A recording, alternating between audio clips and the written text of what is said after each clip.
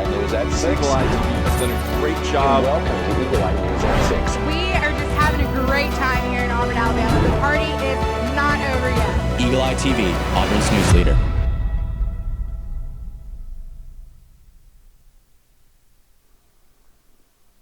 Good evening and welcome to Eagle Eye News at 6. I'm Brady Huneycutt. And I'm Morgan Sims. Thank you for joining us.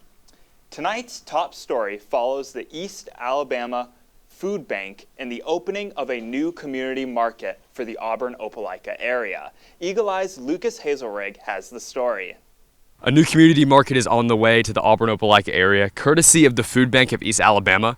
My name is Lucas Hazelrig, and I'm here to tell you more about it. This new market will be placed at 1600 First Avenue in Opelika, Alabama. I got the chance to speak with the Food Bank of East Alabama's own Martha Hink to hear a little bit more about their plans for this project. So we're very excited after many months of planning.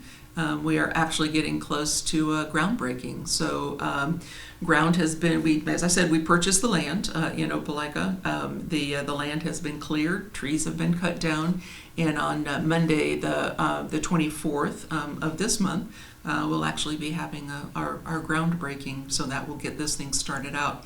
Now, the estimate is that it will be 9 to 12 months of actually building, but it's conceivable that by this time next year we'll be in the new building, and that will be up and running. So, very, very exciting time.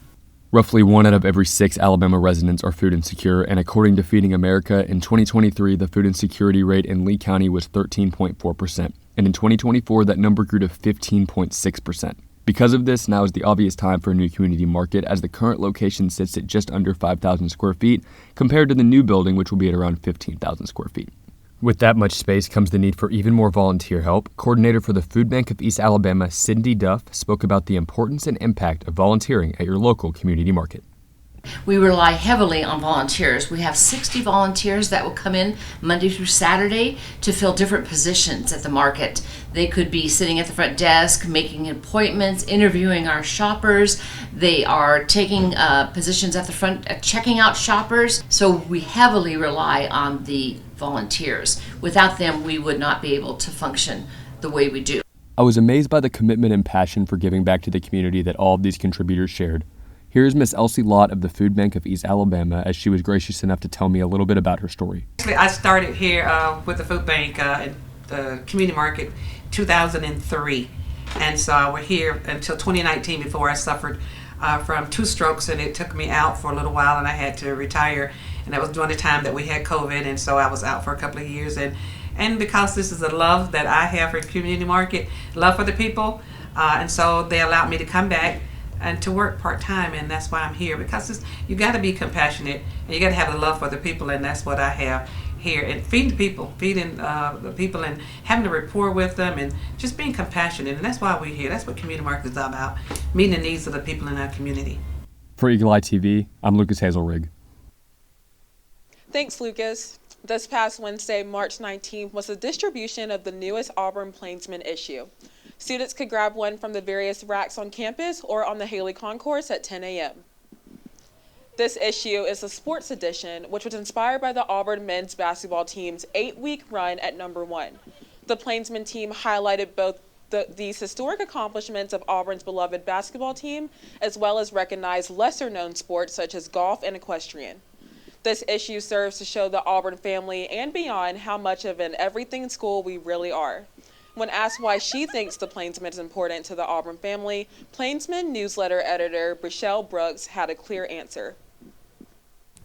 Plainsman is important for the Auburn family because most of our Auburn coverage comes directly from our campus, and we work very closely with different organizations on campus, different schools, different communities. We have coverage on almost everything in Auburn.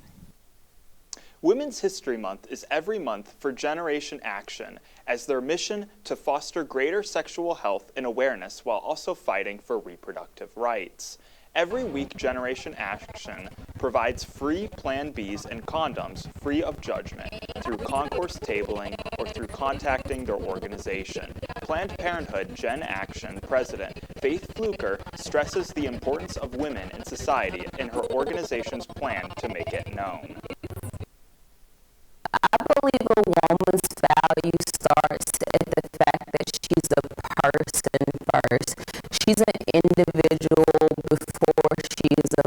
mother. She's an individual before she is a wife. And I believe our value also comes from the fact that we are powerful enough to raise families, manage households, and also be CEOs at the same time. Was a day after the Big Green Irish holiday, Auburn University's Program Council hosted a very festive St. Patty's Putt-Putt in the Melton Student Center last Tuesday. UPC wanted to bring together students to celebrate St. Patrick's Day so they decided to host St. Patty's Putt. The event featured St. Patty's themed drinks and snacks, a station where students can make their own charm bracelets, and of course, a 9-hole putt-putt course with custom obstacles for students to enjoy. We spoke to Carter Strimwall from UPC about what went into putting on this event. Yeah, so we usually outsource vendors for these. So this is from this place called Phoenix Amusements. So we basically just, I emailed them and I was like, hey, like, can y'all do this for us? How much would it be? And then we got the quote from them. It fit within our budget, so we asked them to do it for us. And then we actually had another organization set to help us out as well, but they are a little bit on the smaller side, so they only have 2 people, and they both got the flu apparently and couldn't fulfill the event today, but luckily we had those other 9 holes. We were supposed to have 18 total, but the other people pulling out only allowed us to have these 9. But luckily we had both of those options, so they still were able to come. But yeah, so they come and they set it up for us, and then we just customize it with like the different obstacles and stuff that we have going on in there. So you see the loop-de-loop and like the pyramid of golf balls, all that's by them, but we just add them on, I guess, kind of, and then they set it up for us. Come back, you'll get your weather outlook with Eagle Eye's Beauman Ivester for this week on the plains. You're watching Eagle Eye News at 6. We'll be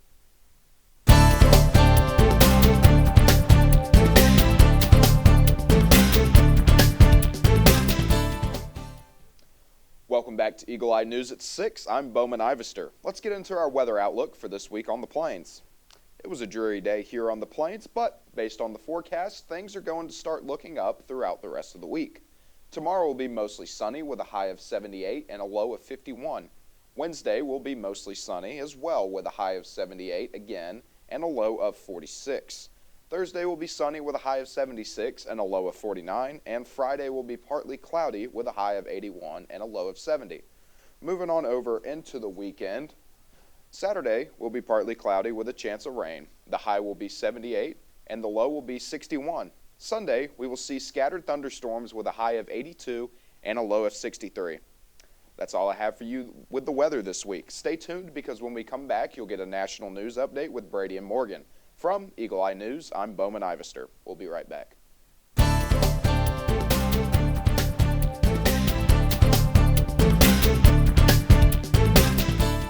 Welcome back to Eagle Eye News at 6. The dismantling of the Department of Education has officially begun. Thursday, President Donald Trump signed an executive order directing the department's secretary to take steps toward the department's closure. CNN's Lee Waldman is in New York with the latest on what this could mean for children and families. We're going to be returning education very simply back to the states where it belongs. While it would take an act of Congress to completely eliminate the Department of Education, President Donald Trump is fulfilling a campaign promise by beginning to dismantle it. The Department of Education will be much smaller than it is today. As you know, the President's executive order directed Linda McMahon to greatly minimize the agency. The Department of Education was created by then-President Jimmy Carter in 1979. It oversees national education policy and administers federal grant programs for schools across the country. Kim Anderson, executive director of the National Education Association, worries children in public schools will suffer if it is dismantled. This is going to impact every student across the country because of the reach of federal programs and federal funds that provide the resources that students need to thrive. Thursday, Trump made assurances that 2 of the DOE's key programs, Title I, which provides funding for low-income schools, and the IDEA program, which provides schools with money to meet the needs of children with disabilities, won't be impacted. Anderson has her doubts. There is no way that when you cut funding, can you have the kinds of small class sizes that ensure that students get the attention that they need. In New York, I'm Lee Waldman. For more than 40 years, the murder of a 14-year-old girl in Northern California remained unsolved. Deanna Lynn Johnson never returned home from a party in her hometown of Vacaville in 1982. Deanna's best friend, Mary Borchers, never gave up trying to find the person who killed Johnson. Even though the trail seemingly had gone cold, detectives in the Vacaville Police Department identified Marvin Markle as a suspect in 2017. When he was arrested, he was serving a life sentence for the murder of a woman in Butte County, about 100 miles north of Vacaville. Several weeks ago, Markle went on trial for Johnson's murder. And last Thursday, a jury found him guilty of killing her. Borchers said she feels relief knowing her best friend's killer was finally convicted. I still don't think that it's hit me, that this really happened after 42 years. How did we get here? Why did it take so long? Don't ever give up hope. 42 years later, here we are. We have justice. Pope Francis was released from a hospital in Rome Sunday. He's been undergoing treatment for life-threatening pneumonia. His return home comes during Lent, a 40-day period of spiritual reflection, leading up to Easter that's observed by many Christians. Jen Sullivan has details on his recovery and how this moment is being celebrated around the world. Pope Francis appearing in public for the first time in weeks, waving to crowds below before returning to his residence at the Vatican Sunday. Onlookers cheering as the Pope is wheeled out onto a balcony of Rome's Gemelli Hospital, where he's been staying for the past 38 days. Speaking in Italian, he thanked everyone for their support, many around the world celebrating. To actually see him there and to see him smiling and giving a thumbs up, I mean, it was really heartening and encouraging. The 88-year-old pontiff, who's been pope since 2013, was admitted to the hospital on February 14th for a severe respiratory infection that then escalated into life-threatening pneumonia in both lungs. His medical team telling reporters Saturday that his condition is now stable, allowing him to return home. In a stable clinical condition with a prescription to partially continue drug therapy and a convalescence and rest period at least 2 months. During the Pope's time in the hospital, the Vatican has chronicled his treatment, including undergoing weeks of non-invasive mechanical ventilation and oxygen. And on March 6th, the Pope releasing this audio statement. I thank you from the bottom of my heart for your prayers, for my health. From the square, I accompany you from here. May God bless you and the Virgin protect you. Thank you. The Pope's doctors say he will need to rest for at least another 2 months and can return to work gradually. I'm Jen Sullivan reporting. Stick around after the break for an Auburn sports update with Cohen Dalzell. I hear he's got some exciting March Madness news coming up. You're watching Eagle Eye News at 6. We'll be right back.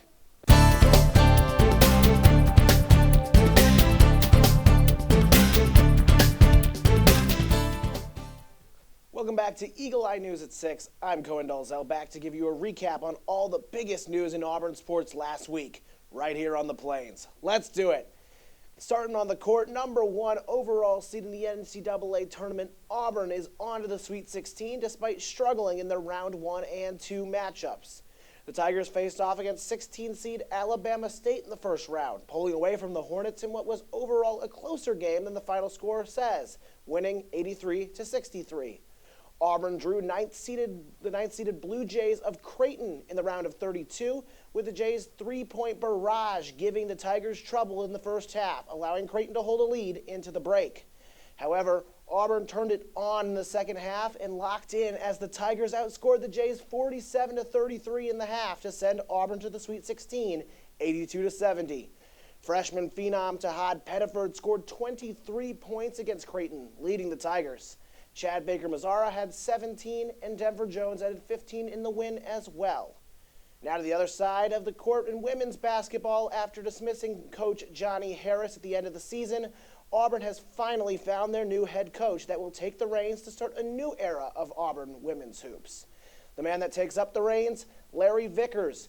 Vickers has led Norfolk State to consecutive NCAA tournament appearances and Mid-Atlantic Conference championships over the last couple of years. Vickers went 177-99 with Norfolk State over the past 9 years, and now is excited to help Auburn get to that level of success here as well. Now on to the Diamond Sports. Number 11, Auburn baseball is also on a hot run as they've won their weekday game against Alabama State before heading off to Lexington to take on Kentucky. The Tigers took 2 of 3 from the Cats, winning on Friday and Saturday in dramatic fashion, both by a score of 8-7. The Auburn victory on Saturday came in the 11th inning as Ike Irish knocked one over the right field fence in the top half to top Kentucky. Auburn was shut out 6-0 in the finale on Sunday, but picked up the series win. They continue with South Alabama in Mobile tomorrow before heading on to take on the third-ranked Georgia Bulldogs in Athens this weekend. Now to softball. After a brilliant start to the year, Auburn softball has had a bit of a rough patch to start SEC play. After beating South Alabama on Wednesday, Auburn traveled to play the second-best team in the nation, Texas, in a 3-game set. Auburn lost all 3 of the games, 2 of which came via mercy rule. The Tigers were swept 12-2, 7-5, and 13-2. They dropped to 21-11 on the season and are now 0-9 in SEC play. They look to get back in the win column against Troy on Wednesday night in Troy before hosting 4th-ranked Florida for a 3-game set at Jane B. Moore Field this weekend. That's all I have for you tonight. For more sports, tune into Sports Night in Auburn tomorrow night right here on EETV at 7 o'clock. When we come back, you'll get a business/consumer update from Morgan and Brady. I'm Cohen Dalzell for Eagle Eye Sports, and you are watching Eagle Eye News at 6. We'll be right back.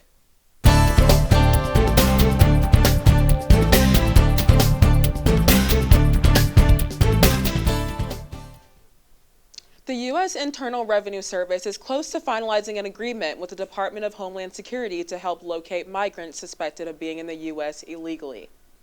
According to a person familiar with the matter, the agreement would require Immigration and Customs Enforcement to submit names and addresses of people it suspects of living in the country illegally to the IRS.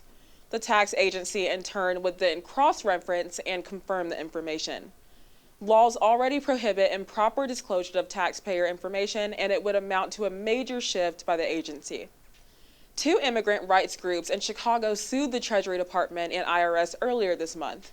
The groups asked the judge to block the agency from sharing taxpayers' identifying information with ICE or DHS, as Trump pushes for more deportations. As President Donald Trump seeks to dismantle the Department of Education, Friday, he tasked the Small Business Administration to take action regarding student loans. Sherelle Hubbard has more. Just a day after President Trump signed an executive order beginning the process of dismantling the Department of Education, we're going to be returning education very simply back to the states where it belongs. The president made another big announcement. I've decided that the SBA, the Small Business Administration, headed by Kelly Loeffler, a terrific person, will handle all of the student loan portfolio. We have a portfolio that's very large, lots of loans. Questions remain about how those student loans will be managed. According to 2 sources, the student loan portfolio totals a staggering $1.8 trillion in debt, and an estimated 40% of loans are past due. And the Small Business Administration announcing it is slashing staff. Friday, SBA Chief Kelly Loeffler announced around 2,700 positions will be cut, or 43% of staff.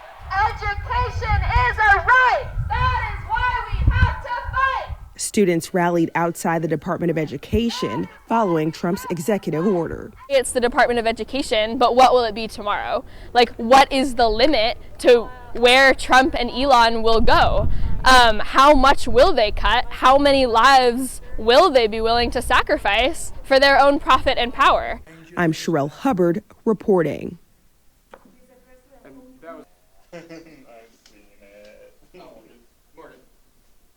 The dog days of summer may be a few months off, but workers at the Cedar Rapids Iowa Water Administration got a sneak peek. Meet Chandy. She spent Thursday with the Law Dog for a Day program. That's where police officers bring an adoptable dog from the shelter to a city building. This time, Sergeant Chris Collins was the lucky handler.